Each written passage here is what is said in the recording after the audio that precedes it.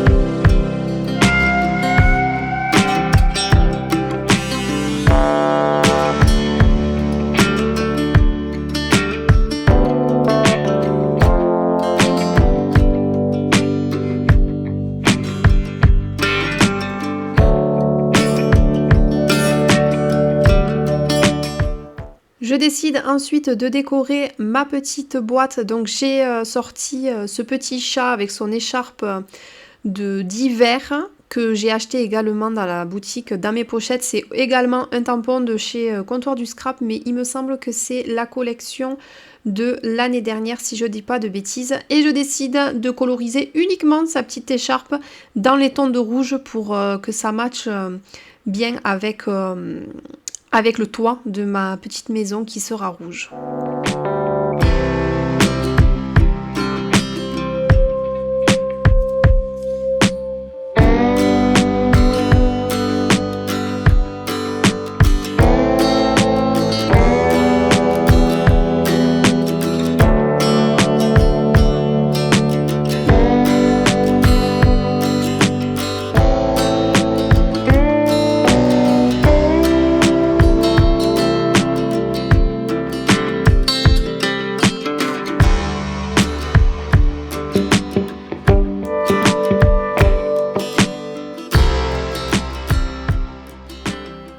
Je vais ensuite placer tous mes petits éléments. Donc j'ai placé ma porte, j'ai placé mon petit chat et j'ai sorti une petite clochette pour pouvoir la mettre au niveau de mon toit. Bien sûr, je ne voulais pas préciser, mais ne fermez pas ou le dessus de votre boîte ou le fond pour que vous puissiez après y introduire ce que vous voulez à l'intérieur.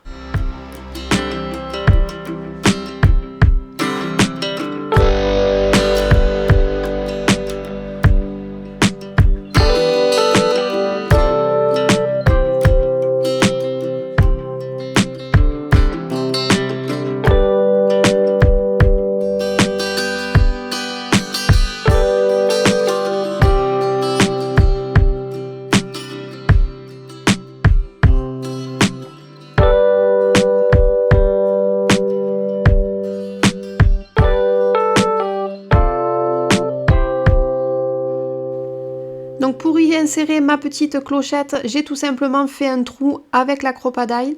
J'ai fait un petit trou et avec un petit tanneau de couleur argent, je vais accrocher tout simplement ma clochette au niveau du toit.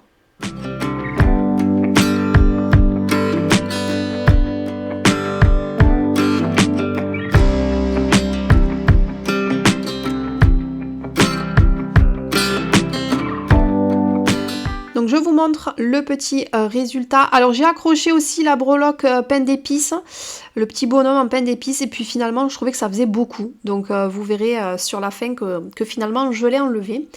Ensuite je vais passer à mon étoile. Donc ça c'est un dies qui vient de chez Les Jolies Créations.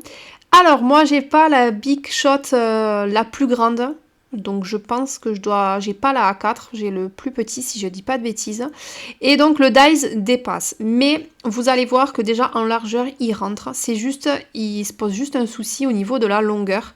Et bien tout simplement j'ai essayé de pas bouger et juste de déplacer ma plaque. Et franchement ça a super bien fonctionné, j'ai pas trop galéré, rien n'a bougé, donc franchement j'étais contente parce que j'avais un peu peur. Je m'étais dit que si ça fonctionnait pas, j'allais pas pouvoir m'en servir. Et donc alors du coup ça vous crée plein de plis. Alors surtout pour celles qui auront le dies, pliez bien. Parce qu'au début, on n'ose pas trop. Faites super bien vos plis pour que vous puissiez former votre boîte. Alors c'est vrai que la première fois, c'est pas hyper facile. J'ai un petit peu galéré.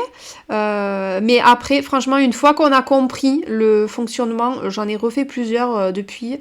Je me suis avancée dans mes petits cadeaux de table. Franchement, l'étoile, je la trouve magnifique pour les petits cadeaux de table. Et je pencherai peut-être plus la petite maison pour faire les calendriers de l'Avent. Donc voilà, donc j'ai plié un peu dans tous les sens et vous voyez, on commence à voir et à distinguer la petite étoile qui se forme. Voilà, en fait, vraiment, une fois que vous avez pris le coup, c'est hyper facile.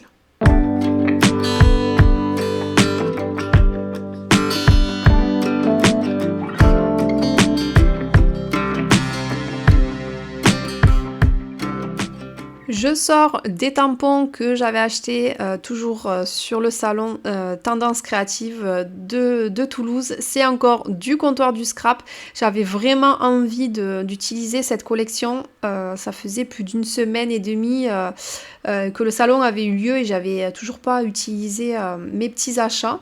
Donc voilà, donc là je sélectionne des petits tampons que je vais venir ensuite coloriser encore une fois à l'aquarelle. Donc je tamponne toujours avec de la Versafine. Si vous utilisez de la Memento et qu'après vous venez mettre de l'eau dessus, ça va baver, donc ça va pas fonctionner. Par contre, si vous utilisez des feutres à alcool, utilisez de la Memento parce que si vous utilisez de la Versafine, ça fonctionnera pas non plus. Voilà, c'est des petites choses à savoir.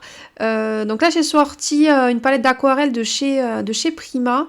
J'avais acheté celle de chez Craftelier qui au départ, j'en étais contente et au fur et à mesure là que je teste un peu et que que j'essaye de maîtriser un peu les techniques d'aquarelle, je me rends compte qu'elle est pas si top que ça. Donc j'ai pris un calendrier de l'Avent aquarelle pour Noël. Et du coup, il me tarde du Pigmentarium.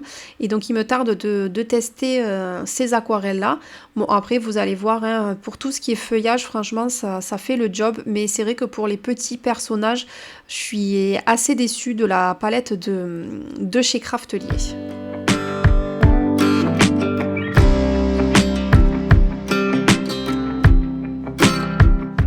Je passe ensuite au cachet de cire, donc je vais faire un petit cachet dans les tons de rouge que je vais placer sur ma boîte. En fait, je vais venir l'accrocher au niveau sur le dessus de mon étoile avec une petite chaînette toujours de chez Zibuline. Et voilà, donc je fais mon petit cachet.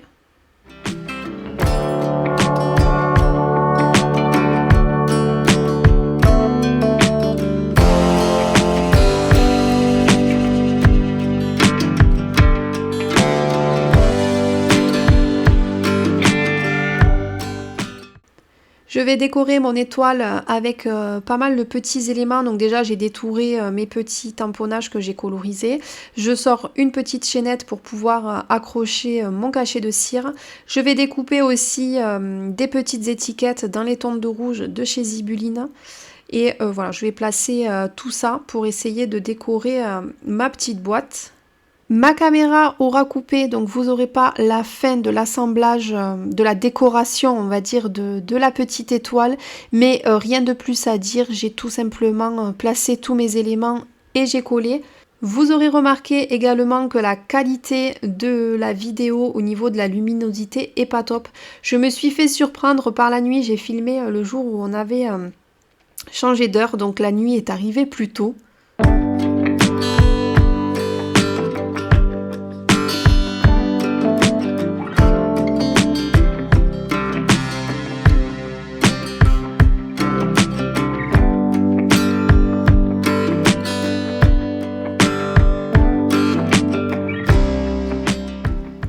Je vous ai quand même montré le résultat final, donc voilà la petite maison. Donc j'ai rajouté quelques petites découpes dans du papier à paillettes. J'ai enlevé la petite breloque et j'ai laissé uniquement la petite cloche, je vais y arriver. La petite étoile avec le petit cachet et la petite cloche en couleur or avec une petite chaînette. Et voilà ce que ça donne, cette petite étoile, elle est juste trop mignonne. Donc voilà, j'espère que cette petite vidéo vous aura plu et moi je vous dis à bientôt.